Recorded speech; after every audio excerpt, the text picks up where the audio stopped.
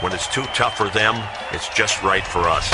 Where would you rather be than right here, right now? The Rockpile Report with Buffalo Bills season ticket holder Drew Gear. The Bills make me wanna shout.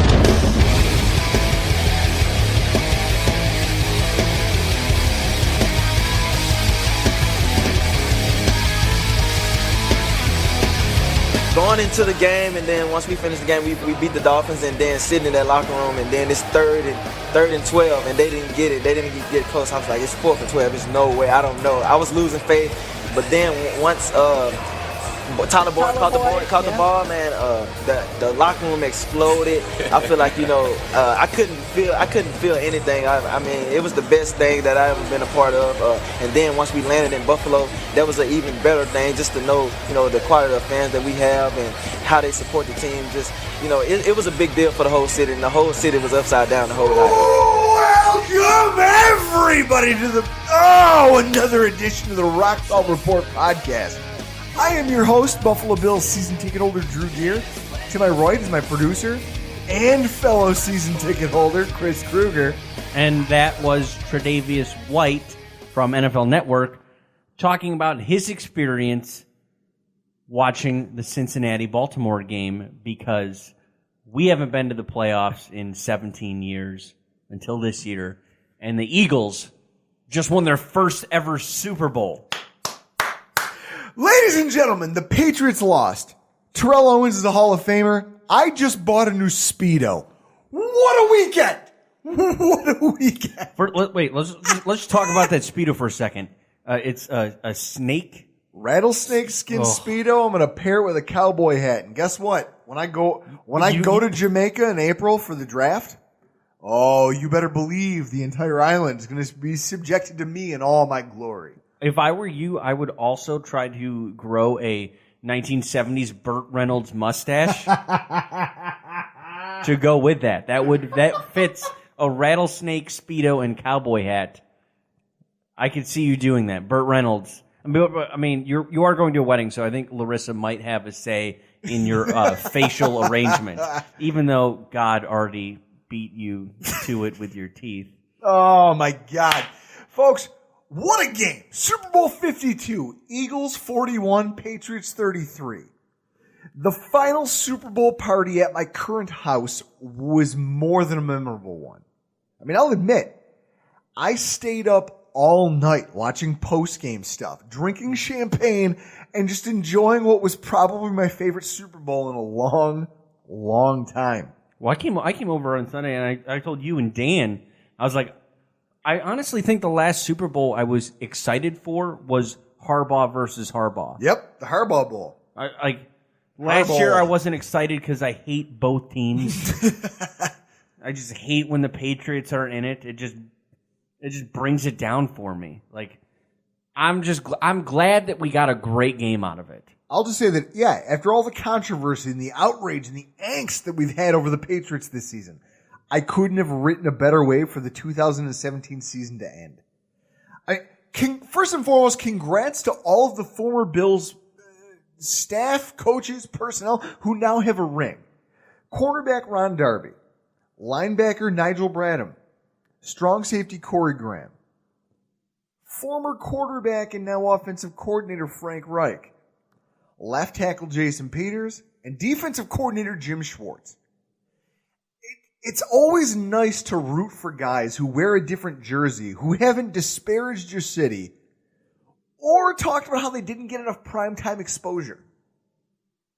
Oh, yeah, that's right, Gilmore. So you didn't win the Super Bowl, but you were on prime time. Yeah, you got shown on primetime getting your ass kicked. Congrats to those guys.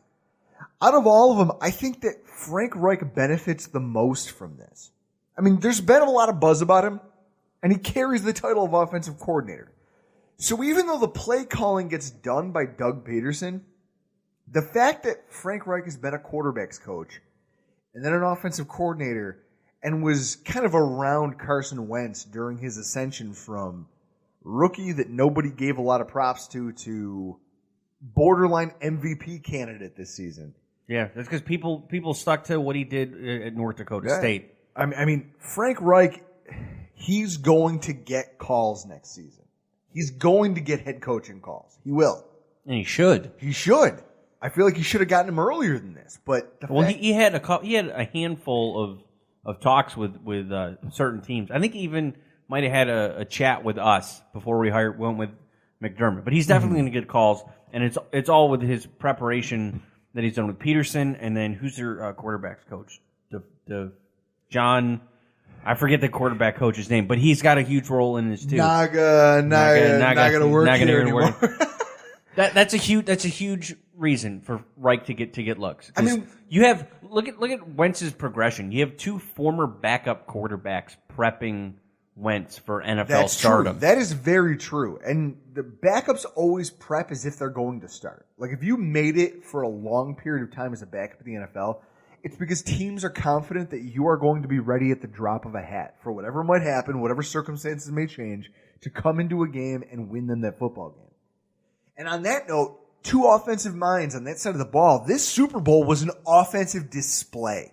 Super Bowl 52 set a benchmark. The most offensive yards in a single Super Bowl. Neither team seemed to be able to really dial up anything to stop the passing attacks of both of these offenses. I mean, Darby and Gilmore were routinely abused through the air for sizable gains. It was, I'm going to say it here on air. I debated it off air, and I wasn't sure whether I was going to say this or not, but I heard the joke, okay? An off-color joke at best. I don't believe in misogyny. I don't believe in hitting women. But the joke that one of my friends told me during this, as the Super Bowl went on and then as it seemed imminent that New England was going to lose, was that he comes out of left field with, the last time I saw, he was talking about Ron Darby at cornerback. And he said, the last time I saw someone get beat that badly and still get a ring, it was Tina Turner. You can't say that. You can't say that. It's misogynist. It's horrific. And yet, these are the things that people came out with. That's right. Hashtag me too. All the quarterbacks involved with this game were impressive, including the running backs trying to throw passes. Everybody was on point, and the play calling was fantastic from every single offensive coordinator. Passes were being completed to wide open wide receivers on almost every single drive. I mean, you think about it, there was times in that game where I'd see Brady under pressure. He's dropping back. It looks like the pocket's collapsing on him, and he's getting hit as he throws, and he slings it downfield. And in my head, I go, okay, that has to be picked off because that's an underthrown ball as he's getting hit. And then the camera pans downfield, and the wide receiver catching it had to come back 5 yards. But there's still nobody around them for 10 yards in any given direction. The offensive coordinators in that Super Bowl did work. They showed up. Okay? Yeah. How about New England didn't punt and Philadelphia punted once? That's it. These teams just they just threw the rock around. Okay?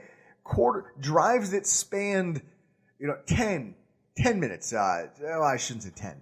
4, 5, 6, 7 minute drives. Though that was the game. That was it. I mean, the Patriots lost because they had a number of 3-and-outs that just, I don't know, on third down they just couldn't find a way to get things done. I think it took Brady a little bit longer than Foles to get in a rhythm. It did.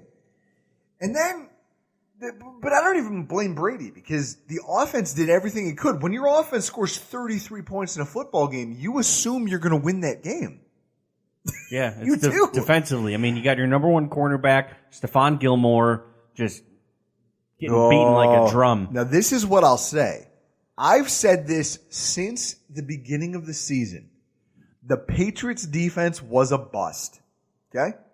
They were the only playoff team. Well, they were the only team to make the playoffs in either conference with the defense ranked outside of the top 20.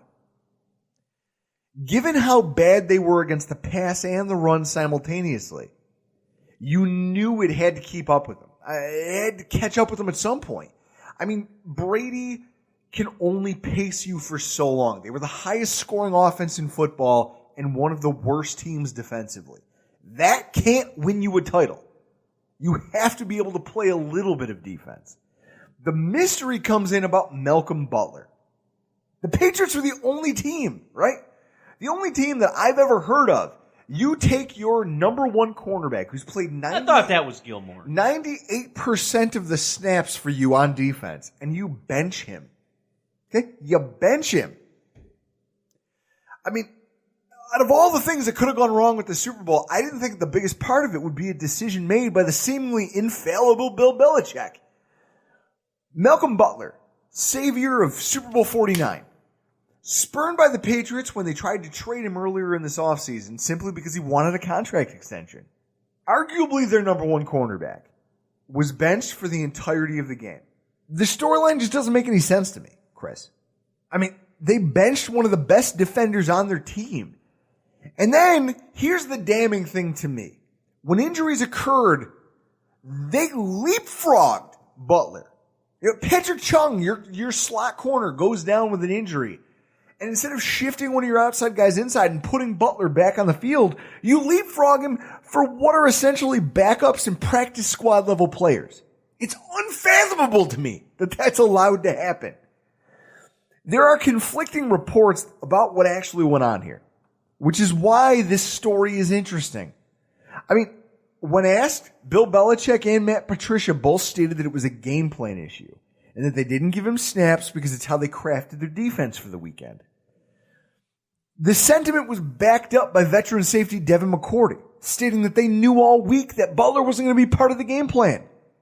But then there are statements from Butler's replacement, Eric Rowe, who states that he didn't know that he was going to be starting until shortly after kickoff. And then you've got Malcom Butler, who clearly didn't know that this was going to happen at all. Do these guys not share the same meeting room? Well, Rap Sheet said it was like a perfect storm of he was late for a meeting, he had a bad week in practice, and he had been sick. But I mean, to me, you look at like Vegas lines, Butler not playing. That's not going to shift the line. I think people are making it a bigger deal than it was. That's my opinion. Here's what I know. It was to the Eagles' advantage because none of the defensive backs in the Patriots could stop the Philadelphia passing attack. They did whatever the hell they wanted. And ultimately, they made enough plays through the air for their quarterback to win Super Bowl MVP. Now, I don't know if it's the contract situation, whether Butler was actually sick, whether it was something he did during the week that drew the ire of Bill Belichick, who we know is a petty motherfucker. Jonas Gray can attest to that. He ruined his career. But this move will not be overshadowed. At the end of the day, it looks like a case of Bill Belichick outsmarting himself. I mean, it's absurd. To try and defend not playing your go-to starters in must-win situations, it's flat out a joke. When you gamble and win, everybody calls you a genius. But when you gamble and blow it, you deserve every ounce of criticism that comes your way. And then, this comes from a very special place in my heart. Go fuck yourself, Tom Brady. The crown jewel of the entire evening was a disappointed Tom Brady. For those of you who didn't get to see our Periscope, Chris and I my fiance and I received a bottle of champagne for an engagement present from her uncle. A very, very expensive bottle of Prosecco. We didn't drink it because I'm a beer drinker. I'm a liquor drinker. So is Larissa. We don't really have a taste for wine or champagne. The morning of the Super Bowl, I put that in the fridge, and she and I both agreed that if the Patriots somehow lost, that was an occasion worth popping a bottle over. Did we, Chris, or did we not? Oh, shamps it up. I can't believe that the Eagles won. That one of the biggest. Nobody gave him a shot to win at all. And for me, the best part, Tom Brady being a complete dick and not congratulating Foles after the game, being a sore fucking loser. Oh, Tom Brady. Guys, you want to see the video of us popping bottles? Go to @Rockpile Report on Twitter. Here's a prestigious award for Tom Brady that he can stick in his trophy case. Tom, you're the first quarterback to throw for more than 500 yards, multiple touchdowns, and no picks, and still be left staring at your shoes while somebody else hoists the Lombardi trophy? Also, as a side note, learn how to catch the goddamn ball. But guys, don't just take it from me. You want to talk to somebody who's really excited about this? I have on with us right now Mr. Michael Kist, okay? Host of the Locked On Eagles podcast, also does work for Inside the Pylon, and he's a vet of the Scouting Academy. Michael, how are you doing tonight? I'm doing fantastic. The Eagles are heavyweight champions of the world. No one can take it from us. Look, man, anytime you can beat the Patriots in the Super Bowl, I didn't want it to be the Jaguars. I wanted it to be the Patriots. I wanted to see the passing of a torch and the start of a new dynasty. That's what we just witnessed. Oh, my God. That was one of my... So I've got a list of questions. I mean, I guess the first one I'm going to start with. Was it more meaningful for you as an Eagles fan that the win came over the Patriots instead of the Jaguars? Look, beating Blake Bortles doesn't mean a whole lot to me. Granted, it's a Super Bowl. There would have been people backflipping off Ritz-Carlton awnings either way. But at the end of the day, you want to beat the best. I wanted it to be Belichick. Belichick is, for my money, the greatest football mind that I've seen in my lifetime. Tom Brady is the greatest quarterback that I've experienced in my lifetime. And to be able to take them down like that with a backup quarterback that played absolutely out of his mind, it's spectacular. Nobody can look at that Super Bowl and say, oh, well, you only beat Blake Bortles because Bortles had a bad game or whatever the case was going to be with that. Mm-hmm. We beat Tom Brady. We beat Bill Belichick. I mean, that's they're the best to ever do it. They are. Yep. Hands down the best to ever do it. And I think that's where a lot of my just hatred for them comes from, is that you did it usually by stepping over us. You did it by just stepping on us. Oh, it was awful. So with Foles, okay, you mentioned the fact that you did it with a backup quarterback, but I'd almost go out on a limb and say that Foles isn't your typical backup quarterback. Foles to me is a guy who's had opportunities in this league. 27-2. He's played well enough in stretches that he's been considered, a bridge starter. He's been considered, hey, the Rams thought he was good enough to give a short bridge contract to say, hey, here's a trial run to see if you can be our guy. Yeah. He played well enough for the Eagles before under Chip Kelly. I mean, he did some great things. So to see this type of a performance, I guess I got to ask, what are your personal thoughts on it? I mean, just from the fact that it's almost like the prodigal son returns to lead you guys back to a Super Bowl.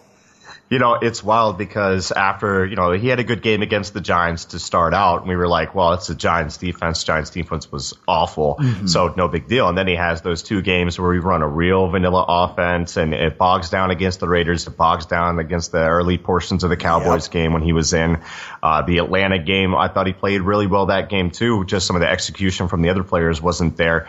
However, man, let me tell you, per Pro Football Focus, Nick Foles led all playoff quarterbacks in the following categories: NFL quarterback rating, PFF quarterback rating, completion percentage, adjusted completion percentage. On deep passing, he led in yards, touchdowns, and accuracy percentage. Versus pressure, he led in quarterback rating, touchdowns, and completion percentage. The deep passing and the versus pressure part, that's not normal Nick Foles. Under pressure, he's historically pretty bad. And throwing the ball deep down the field, he's historically pretty inaccurate. I don't know what got into Nick Foles, and coming into it, he had a real emotional week. He was talking about, his little baby daughter getting him to see, and he could point back to this point in time and say, your dad did this. And he just seemed like he had his life priorities really well straightened out, understood what his role was within the team, on the same page with Doug Peterson, who recrafted his offense late in the year around him to include some of those Chip Kelly concepts to make things a little bit easier for him. But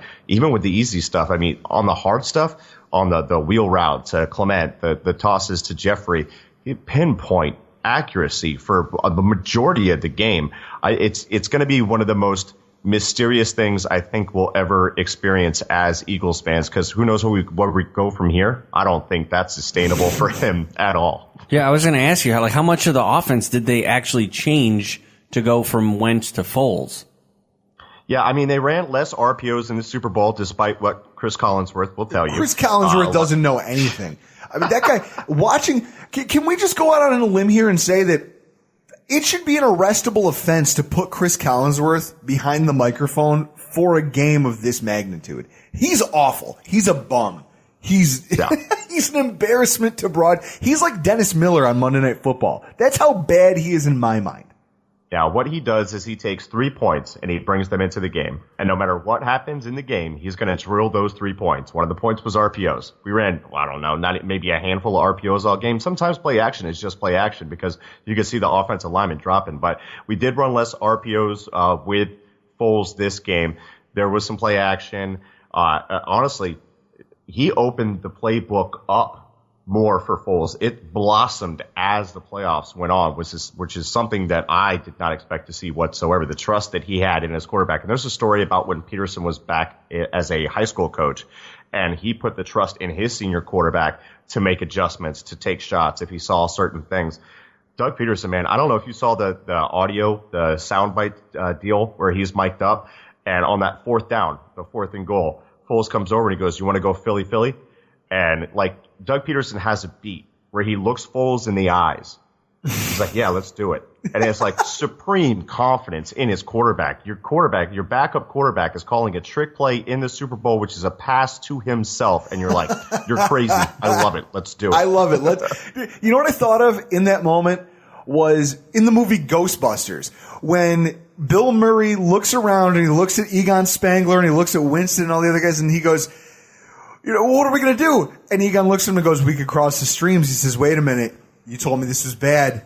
A lot of people are going to die if you're wrong." The nice lady who paid us in advance before she got turned into a dog. And then there's just a beat. And he looks at him and goes, "I love it. I love this plan. Let's go out here and do it." That was Doug Peterson in that moment. That's all I could think of was that was your moment where things were either going to go catastrophically wrong and make you look like a boob on a national stage, or you were going to, honestly, he would need a wheelbarrow to cart his balls around. I said that. He needs a wheelbarrow to carry his balls. Yeah, like after Randy Marsh. allowing that play to happen. I mean, it was, and then the only thing I could think is Tom Brady. Tom Brady. Maybe you need to take some catching lessons from Nick Foles because he didn't let that one get away from him. Yeah, Tom Brady dropping that thing was beautiful. And to go back to Doug real quick because he's crazy. The confidence, the calm, the never too high, never too low, permeated throughout this team. Hit after hit after hit that this team took. Left tackle, middle linebacker, running back, all go down. Your quarterback goes down, and he's always, no one believes in us right now. No one believes in us right now, but I believe in you. We're going to get the next man up, and we're going to get it done. It never changed from him. He never wavered, and that cool, that calm demeanor had them ready to go for the Super Bowl. The stage was not too big for them, and did they perform. I showed it to Drew right after he got here because I'd heard about it today that back in September, Michael Lombardi and what his comments to Doug Peterson back in, he has to be eating so much crow. I'm talking a dump truck full of crow. Yeah. I don't know if there's enough Frank's Red Hot to cover up to make all of that crow edible. You go out and say that he's the least qualified head coach in the NFL, and then he overcomes all of the injury adversity, losing a quarterback who was in the running for MVP. Yeah. And comes home with a title. And then you have Scott Kaczmar from Football Outsiders, who a known Wentz hater. When Peterson was hired, we've got the receipts of him saying, the only thing I can say about the Peterson hire is who's going to be coaching the Eagles in 2017. Wrong again, Scott. That's it. Wrong again. I feel like people, and let me ask you though, I feel like Philadelphia gets a bad rap. And I'll tell you, I'm one of those people who I give Philly a hard time as a city. The reputation as a city is less than Sterling. I mean, have you ever heard Bill Burr do his 11 minutes of stand-up about him? So that's my point. Like, there's a stigma that comes with Philly. That being said, the city's reaction to the Super Bowl, I mean, things got nuts. They did. Yeah. Ultimately, I just want to ask you about that. Now, as a fan of the team, as this is putting the city on the map. I feel like for a lot of the wrong reasons. I mean, what do you think about that personally? Just in your opinion. Honestly, the national narrative around this city is never going to change. From throwing snowballs at Santa, that whole old thing, all that stuff, that's fine. the catchphrase or the phrase around here is "No one likes us. We don't care. We really don't care how the media views us." If some jagoff wants to eat horse poop, well, that's not me. That's on him. That's his personal responsibility. That's his personal choice. So go ahead and do that. Go brush your teeth, bro. Hit the scope. Fans, we're passionate people. That's all I can say. And what you saw was just a giant exhale after 58 years of waiting. And you would see the same thing from the crazy Bills fans. And that was it. I was talking to a friend of mine on Facebook about it because he made this post about some of the activity that was going on, and he just made a comment about, other cities have more class. And I said, well, I don't know about that. I go, if the Bills were to win a Super Bowl, I don't know that we'd be, I'm like, honestly, I think we'd all be just too drunk to flip over cars. I think what you'd see is a lot of public intoxication, a lot of chanting of the shout song. Tables. Fast food burrito sales would go through the roof. Okay, the sale of fast food burritos would skyrocket. Mighty Taco. For those 2-3 days. Yeah. Well, everyone worked off. So you're saying it's not a black tie affair is what you're trying to say. No, it is not a black tie affair at all. So anybody out there who wants to point fingers, look at where you're from. Look at us here in Buffalo. I'd like to think that we wouldn't be quite as disruptive, but at the same time, I can't say that. I can't say that with any. So obviously Deadspin has moved on, and now they're featuring you guys instead of Buffalo for once. So thank you guys for taking that on. You've kind of taken over the mantle for the moment. You're welcome. Your personal reaction. I want to know, you to a man watching that Super Bowl, what happened when you saw the fumble? What happened when you saw because we all kind of saw the way the game was flowing. Neither defense was making plays. Each team was a sieve in and of themselves. I mean, former Bill Ron Darby, he was getting beaten like a drum, left and right. It was brutal. There was times he was looking around, like confused, and it's like, yeah, you see that guy 20 yards downfield from you? That's your guy. Cover him. So to know that your team made the one play on defense, because you knew just by the flow of the game that that's what it was going to come to. They made that one play. What was your reaction in that moment?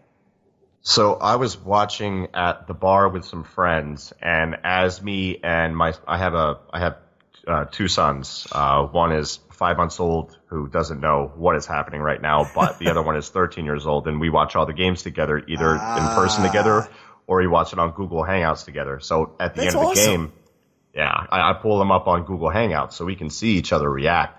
So when Graham made that play, and this is something that Mark Schofield had talked about on Locked On Eagles with us, he goes, I'm really concerned when Graham kicks inside against those guards, and he kicked inside.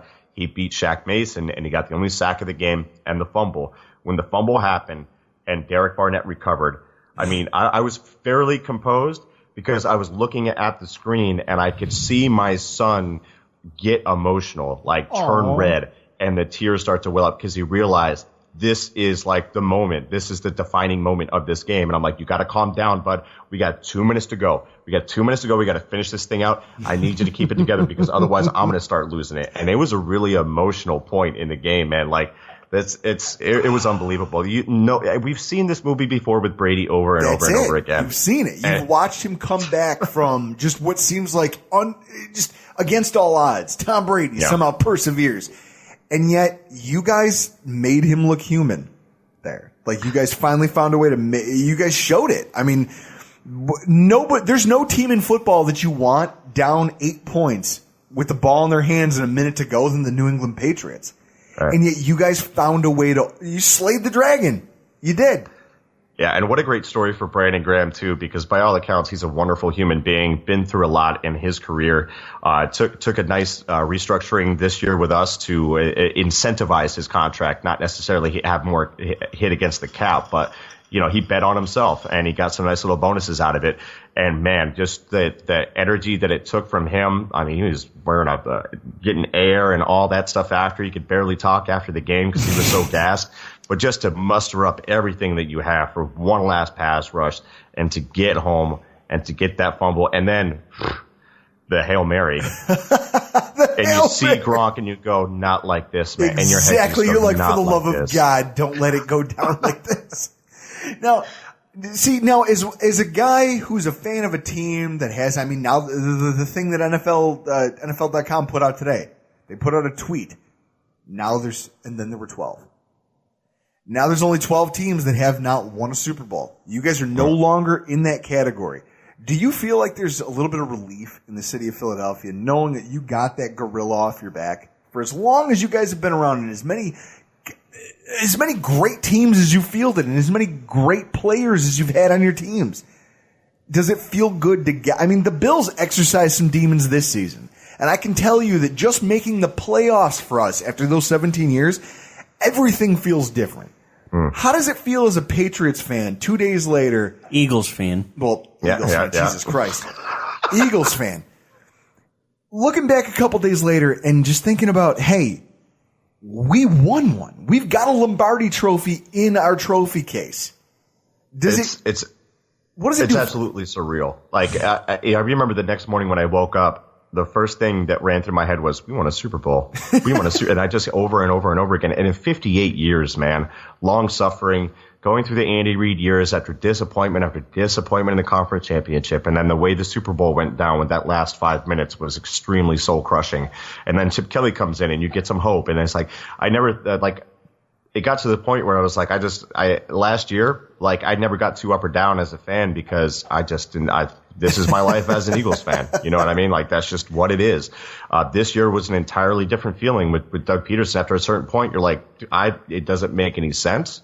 I don't get it because, I'm big into football, X's and O's and study these guys and none of it made any sense, but it felt right. It felt like the year. And yeah, just an absolutely surreal feeling and getting the monkey off the back.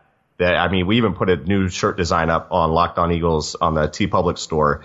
It's how many rings? So just to be able to stop those memes is a major freaking part of it for sure. That is fantastic. Well, listen, tell the people where they can follow you on Twitter. I know you have a ton of draft stuff coming out. Guys, any of our listeners out there who really care about the draft, I mean, he went to Mobile, Alabama, got to hang out at the Senior Bowl. The Scouting Academy, Inside the Pylon. This is what these guys do. They love this stuff. So if you're looking for draft content, you're looking for anything else, where can the people find your work? At Michael Kist, NFL, that's KIST, at IT Pylon, also InsideThePylon.com. And right now I'm working on a couple of things, so I should have an announcement very, very soon. I'm actually waiting on a call. So we'll see where some of the new draft coverage from me is coming from. But my partner over at Locked On Eagles, he also contributes to ndtscouting.com and does a great job there with their daily draft content. So check that stuff out as well at Benjamin Solak, Solak. Chris, I don't know what more we can say about it. Congratulations to the Eagles. Let's move right into this week's Bills News Update.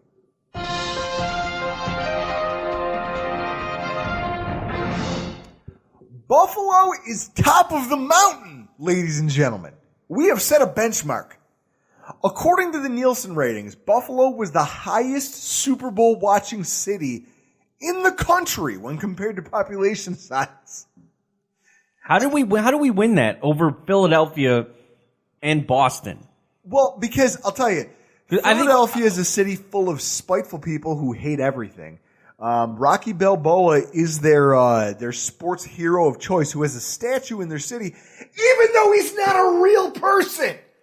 And New England is New England. I mean, they're more, I don't know, they're catching lobster. They don't need to watch because they think that we're going to win. Yeah. We're going to win. They're quote-unquote fantastic fan base. Yeah, why do I need to watch the Super Bowl? Bunch of dickheads.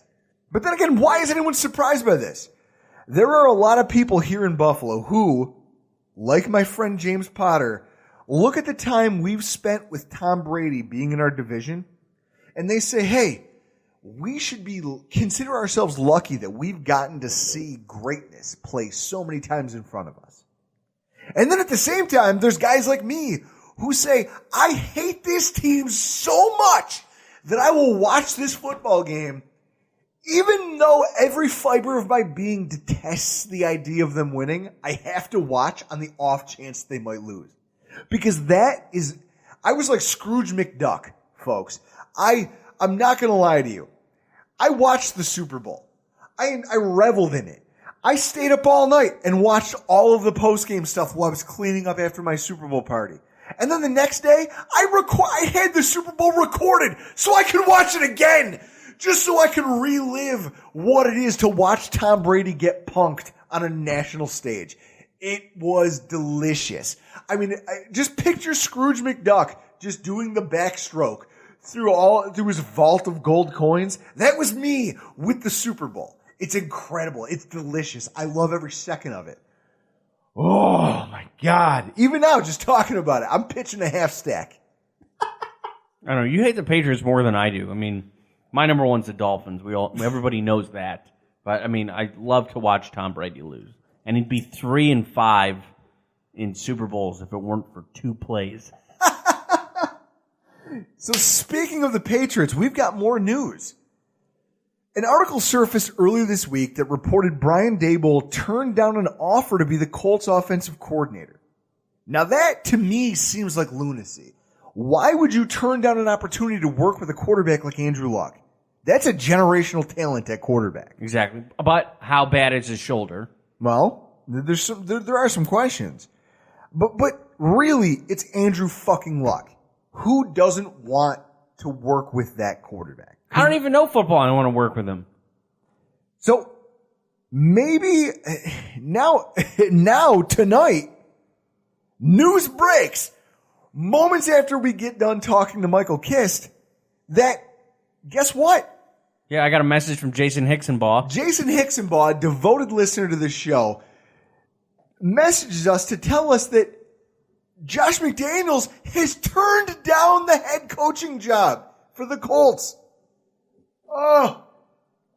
I don't get, my first thing. Every coordinator out there aspires to be a head coach. That's why you're doing what you're doing, because you want to be in charge. The fact that McDaniels essentially, and I'm not going to lie, this has a lot of different facets to it. First and foremost, McDaniels has burned bridges here with this move. You basically led a franchise to believe that you would be their next head coach. And then at the last minute, pulled the rug out from underneath them and said, you know what? I'm going to stay where I am as a coordinator. That every GM who sees you now in the future will look at you as if you're radioactive. My 2 things would be something's up with Belichick, or he learned some things about the inner workings of the Colts franchise when it comes to Jim Irsay, because we know that in that guy's brain, the elevator don't go to every floor. Yeah, Jim Irsay's not he's not the brightest light bulb in the box. He's not the sharpest tool in the shed. Now, here's what I think. I mean, maybe the Butler decision plays into this. I mean, you all heard the reports about a rift in the organization ahead of and everyone patted each other on the back and said, no, we're all friends, we're all buddies. And then Bill Belichick benches your starting cornerback, and you lose a Super Bowl where your defense hemorrhaged more yards than they've ever done before. The most yards given up by a losing team in Super Bowl history. And you benched your number 1 cornerback on principle, which is what we all have to assume.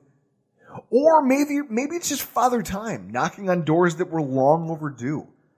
Either way, something is happening in New England, and that's just disrupted everything going on in the NFL. I mean, if you're McDaniels, you don't stay in New England unless you firmly believe that you will be the head coach at some point. Correct? Yeah, but you don't turn down a head coaching job to stay offensive coordinator. Yeah, but I don't foresee Belichick going, I'm going to do this next year's my last year. No. I assume it to come out of the blue. This move, if anything else, makes me feel like this rift between ownership, quarterback, and coach is real. Is real. And this Butler decision might be one of the things that just pushed it, maybe brought it to a head. It's going to be real interesting to see what goes on in New England, folks. So keep your eyes peeled. Now, in a bit of good news, Terrell Owens. What are you talking about? That is good news. That is good news. That there's a rift with the Patriots? That's good news. Terrell Owens made the Hall of Fame, baby. He's in. About time. Call to the hall, son. It is about time. It finally happened. Owens is going to get his gold jacket. This is one of the most egregious snubs that I've seen in years. Anybody who watched Terrell Owens play knows that that guy was a prolific talent, a game-changing talent. I mean, literally, look at the franchises that he impacted. San Francisco, the Cowboys, the Eagles. When he was in his prime, he was the best. He was the best. He was the best. He was the number one threat, and even being double, triple covered sometimes. He was Megatron before Megatron was Megatron. He was the scariest guy. He was a great white shark out there on the field on offense. Defenses could only hope to contain him. They knew they couldn't stop him. It's absurd that the football writers held him out because of how he treated the media. That's not how you get into the hall. Well, it's all production. What you do on the field. I mean, Chris, if we're going to talk about this attitude, out of everything T.O. has done during his career, attitude. How can production be outweighed by attitude? If that was the case, in my behind closed doors personality and actions were held against my professional achievements, I would both be jobless and homeless at this point. Nobody would touch me. Yeah, exactly. Yeah, it's like, wait, why didn't you vote for T.O.? Because he was doing sit-ups in the driveway. I mean, that doesn't have anything to do with what he did on the field. Should only be what he did on the field, and he was top 5, I think, career for receivers in any category. I mean, catches, reception yards, touchdowns. It's egregious that he got held out this long. And I remember listening to John Clayton on the WGR 550 just this past week saying that not only was he going to vote for T.O., but that he had since the beginning, and he would continue to do so, and would encourage his fellow writers to do so, because this is a guy who deserves to be in the Hall of Fame. You look at what he's accomplished. This is a guy who, when you have questions about his attitude, he was shitty to the media, and there's rumors of him being a locker room cancer. I care less about that, and I care more about the fact that he played on a broken ankle that could have threatened the rest of his career had things gone wrong. In the Super Bowl where his team needed him, he balled out. He gave them everything he could, and they, in a losing effort, and to the final whistle, still didn't stop trying to play. To me, that's the mark of a Hall of Famer, because it's not to me, it's not even so much what did you put on the stat sheet. How many rings did you win? It's what was your impact on the game. Will people remember your name for years to come? Terrell Owens checked all those boxes. And then there was this. The fact that he joins the ranks of former Bills. He was a Bills player for one season. He said afterwards that Chan Gailey approached him and said the only reason he didn't stick around was because they wanted to get younger at the position, which turned out to be folly because they replaced him with Donald Jones, David Nelson, Stevie Johnson. Mm-hmm. Those guys couldn't hold T.O.'s jockstrap. He will get to join the ranks of Jim Kelly, Andre Reed, Thurman Thomas, Bruce Smith, and Joe DeLamielleure as former Bills. Guys who put on our jersey and now get to put on a gold jacket. And then there's this. He holds the title right here. Greg Jackson alone in the backfield. T.O. right here. This might be a good time to take a shot up the field. Short drop, and that's where they're going to try to go. T.O. has a step, Tyrod, and he's going to score 98 yards. Bill McAtee, Steve Berline, CBS Sports. I was watching that game, Hudson Grill in Atlanta, and I remember this perfectly. I was watching the game with my table, and we're at the 2-yard line, and Rachel goes, "If we throw a bomb and score, I will take a dump on the floor." And of course, she didn't follow through on it. Because she's a lady. Yes. I mean, apparently hyperbole only means something to me. Yeah. Apparently that means you lose your class if you're a lady and you take a dump Chris, on a floor at a bar. I remember that play. I ran up and down the bar high-fiving every table. Oh, And I didn't high-five. I put on an actual Bills helmet, and there was 2000. There wasn't there was 2009, so it was before we beat the Patriots. Because I used to put on a full Bills helmet, stand on a high-top table, and swing somebody's crutch around that somebody at the bar tore their ACL during the Patriots win in 11. So I was like high-fiving everybody. I was like, that was the greatest. That probably still is the greatest moment of my life. I mean, I can no longer say my wedding was the greatest moment of my life. I'll go back to T.O. 98 yards at Jacksonville. I would like to think that everyone remembers where they were when that play happened. I mean, I was at the bar, and there was a lone dude. Lone dude, he was with people, but lone dude with a Jacksonville Jaguars jersey on who was just talking a lot of shit. And then when that play happened, I remember just Karate Kid style, just kicking the beer out of his hand and then apologizing and hugging him and buying him a new beer. Because I couldn't believe I got my leg up that high. B, I couldn't believe that I just witnessed the longest touchdown in franchise history thrown by Ryan Fitzpatrick to Terrell Owens. The most unlikely combination of names you will ever hear. Yep, and then we went on to lose that game. Oh, in typical Bills fashion. But since we're talking about quarterbacks, I mean, congratulations to UTO. It's going to be great to watch your induction. I will. I mean, you always have the key to the city of Buffalo. Well, I know it was a ridiculous PR stunt, but it means something to me. Now, speaking of ridiculous things, Tyrod announces that he will not take a pay cut to stay in Buffalo. Okay, see you later. All right. All right, see you later, Tyrod. Oh, don't threaten me with a good time, you carpetbagger. Go home. All right, get the hell out of here. Go to the Jesus. Go to the Jets. Go to the Jets. Go anywhere. Just get the fuck out of here. I'm sorry, folks.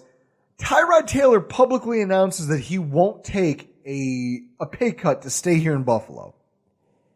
Even though being here in Buffalo is where he, I don't know, arguably could still have a chance depending on how offseason trades, the draft, based on how everything falls. He could still be a starter next year. He says he still wants his $18 million. Is there another franchise out there willing to pay Tyrod Taylor $18 million for what they've seen from him? I know what everyone is going to say. Oh, he led a team to the playoffs. He did this, he did that. The team won in spite of Tyrod Taylor more often than not. Yeah, point out a game to me this year where you can go, Tyrod won us that game. I'll wait. I can't do it in good faith. I can't. It's egregious to me that he and his agent felt it necessary to go out there and posture like this. Oh, wow, he wants what he's owed. You know what you're owed? Is a swift kick in the ass. There you go. Out the door. Don't let the door hit you where the good Lord split you. I've seen enough. I've seen a quarterback who teases you with ability and then generally just brings you mediocrity. And sometimes less than that. Like the games this season where he threw less than 100 yards more than once. Oh, my God. Coming off a season where you don't throw 100 yards in more than one game, you shouldn't be allowed to be a starter in the NFL. What do you have, 19 total touchdowns? Total touchdowns. And somewhere along the line, somebody is going to give him a contract. They will. I don't think he'll be a starter. I think he'll be vying for a backup spot next year in the NFL. Well, it's funny you mentioned that, Chris, because we have a brand new segment coming up. There are a lot of terrible narratives that start to, gain steam. Fans start talking about it, local media starts talking about it, and it seems to take over a franchise. Me personally, I can't stand it. So we've developed a new segment here. We're going to air it all summer long. And it's going to be somewhat somber in nature. We are going to intro the death of a terrible narrative. And this week, it's that the Bills should trade for Alex Smith. Friends, we are gathered here today to pay our respects as another terrible, fan and media-driven Buffalo Bills off-season narrative takes a dirt nap. This time, it's the idea that the Buffalo Bills should give up some sort of trade capital to obtain quarterback Alex Smith. The trade is one of the most nonsensical things that I've ever seen. And his extension, I mean, it reminds me of the type of decision-making you see from an episode of The Three Stooges. Now, I know that seems harsh. After looking like a bust, Smith finished each of the last 4 seasons under Andy Reid with some favorable statistics. And he's been in the playoffs multiple times during that span. But to quote Mark Twain, there are lies, there are damn lies, and then there are statistics. Folks, here are some realities about Alex Smith. First and foremost, his production is scheme-based. I mean, you want to talk about realities of a quarterback. You know, you look at what Alex Smith has done well. He's made the playoffs. He's spearheaded some very successful football teams. Let's also note that they all had very strong rushing attacks. Their defenses were all in the top 10 of the NFL. And then there's some statistics here that are just damning. For everyone who wants to point to all of his favorable statistics, I've got some for you. 2016, 2015, and 2014. Alex Smith is number 1 among starters in percentage of yards after the catch, constituting his total yardage. 56% of his total yards came after the catch. Same time span. Here are the starting quarterbacks who threw fewer air yards per attempt than Alex Smith. In 2014, the only 2 to do it were rookies Blake Bortles and Derek Carr. In 2015, it was Flacco, Bridgewater, and Rivers, all on losing football teams. Well, actually, I think Bridgewater made the playoffs that year. 2016, Blake Bortles and rookie Carson Wentz. That's it. 2017 was the first time that Alex Smith finished higher than 20th in the NFL in passing yards per game. 2017 was also the first time since 2013 Alex Smith finished higher than 15th in the NFL in touchdown passes. Literally, Tyrod Taylor beat him twice during that span. Twice! Think about what that means as a franchise quarterback. Then there's the cost. Okay? In the moments following the trade, I said, people were tweeting at us saying, oh, what do you think about this? Oh, that was a guy that we might have wanted. Yeah, oh. The trade doesn't happen until March 14th when the new league year begins. And he got a ridiculous extension. Well, here's it. First and foremost, there's the cost. In the moments after the trade was announced, I looked at it and said that the trade on Washington's part made sense at first glance, before you really knew any of the gory details. It gives Washington a veteran starter for 1 year at a reasonable price tag of $20 million. And given their draft position at 13th, should allow them to do what Kansas City did. You draft a developmental quarterback to groom for at least a year to groom behind him as a starter.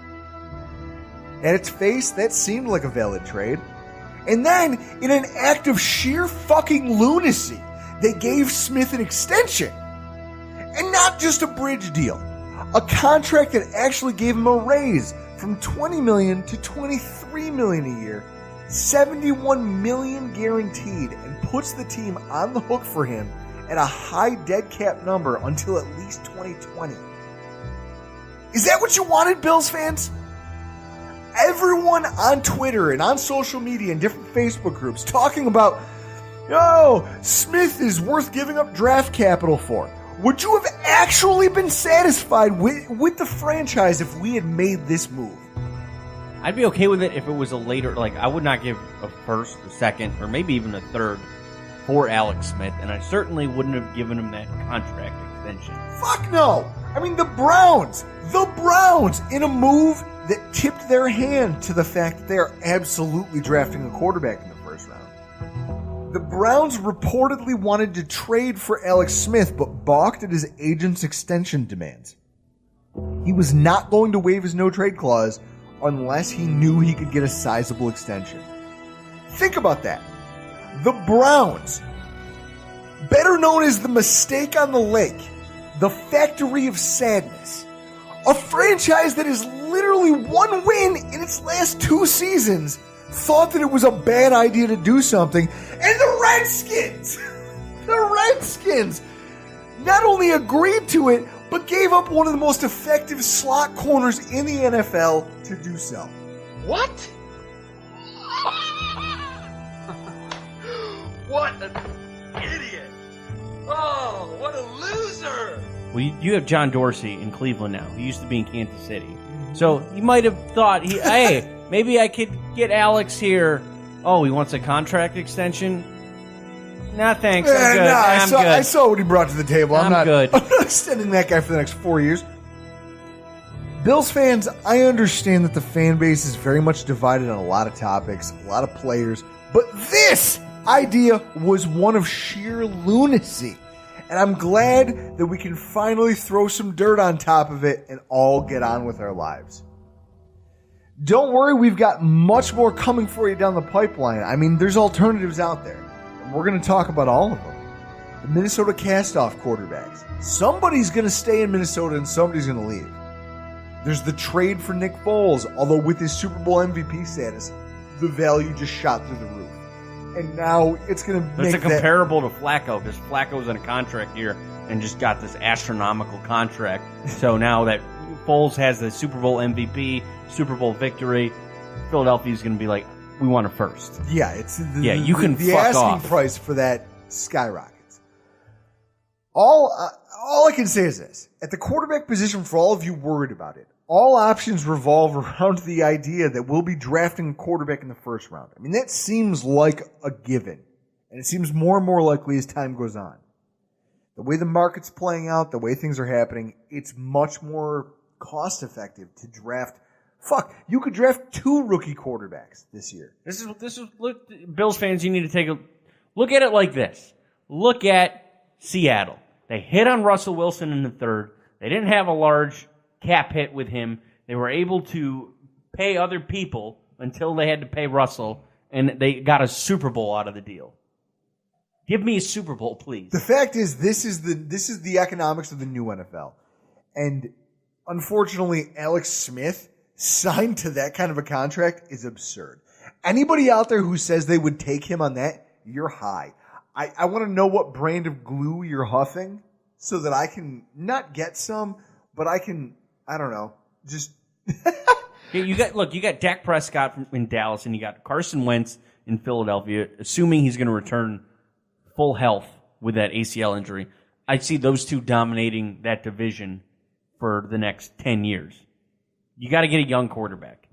This is what it's about. Not an old piece of trash like Alex Smith who loses his steam when the weather changes. So all of you out there who are rooting for that, I'm glad it's dead, and I'm glad that you don't have anything left to talk about. You got anything to say? Tweet at us at Rockpile Report or email us, rockpilereport716@gmail.com. Go ahead and follow Michael Kist. He's a member of the Grandstand Sports Network. I mean, we try to bring you guys the best view in sports. If I'm wrong, I'm sorry, but I think it's at Michael Kist, NFL, Kist, on Twitter. Damn straight. Guys, we're going to go ahead and get out of here. Well, hold up. If you're getting this in your whatever pod-catching app you get, you're seeing Rockpile Report episode 99. Oh, next week is our 100th episode. Folks, make sure you tune in for our 100th episode. It's going to be a lot of fun. Bells and whistles. Oh my God. I'm just pumped that we made it 100 shows. The fuck? Yeah, I'm glad you did. I'm glad you didn't quit. Who would quit this? I love it. I love being on this side of the microphone. I love what being a part of this podcast has brought to, it just brought to my life. Yeah, it brought a night away from your soon-to-be wife. That's a win in my book. It gives me something during the winter months that I can use as a placeholder to keep my softball nights open. it guarantees me a night out of the house, but also it's opened up doors for me. It's built relationships between really knowledgeable people about the game of football. Hell, it got me on the sidelines at NFL training camp. Yeah, you listen to our show enough, you know that Drew shouldn't be on any sidelines. At all. Listen, I'm a professional when I want to be. Ask my boss. Ask my boss. He will tell you I'm a professional when I need to be. Guys, thank you so much for showing up through all these weeks. Next week, this is a celebration of you guys for getting us to this point. Thank you so much for showing up. I'm Drew Gear. That's Chris Kruger. And this has been the Rockpile Report.